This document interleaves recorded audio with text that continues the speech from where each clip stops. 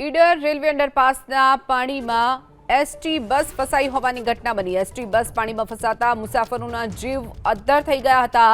સ્થાનિકોની મદદથી ફસાયેલા મુસાફરોનું રેસ્ક્યુ કરી લેવામાં આવ્યું હતું। ઈડર રેલવે અંડરપાસના પાણીમાં એસટી બસ ફસાઈ ગઈ હતી, જેમાં એસટી બસમાં સવાર જે મુસાફરો હતા તેમની મદદે સ્થાનિકો આવ્યા અને સ્થાનિકોએ તેમને રેસ્ક્યુ કરી અને સુરક્ષિત બહાર કાઢ્યા હતા। જે દ્રશ્ય આપ જોઈ રહ્યા છો ઈડર રેલવે અંડરપાસના છે। રેલવે અંડરપાસમાં પાણી ભરાઈ ગયું હતું, છતાં પણ એસટીનો જે ડ્રાઈવર હતો તેણે આ અંડરપાસમાંથી બસ કાઢવાનો પ્રયાસ કર્યો અને બસમાં જે મોટા પ્રમાણમાં જે પાણી અંડરપાસમાં ભરાયું હતું તે બસમાં ઘૂસી જતા બસ બંધ પડી હતી અને મુસાફરોનું રેસ્ક્યુ કરવાની ફરજ પડી હતી।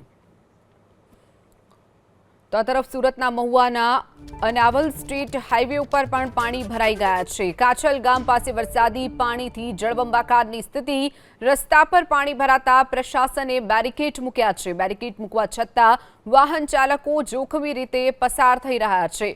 તો મહુવાનું અનાવલ સ્ટ્રીટ હાઈવે, જ્યાં કાછલ ગામ પાસે વરસાદી પાણીથી જળબંબાકારની સ્થિતિ, જમીન ત્યાં જળની સ્થિતિ જોવા મળી રહી છે। રસ્તા પર પાણી ભરાતા પ્રશાસને બેરિકેડ મૂક્યા છે।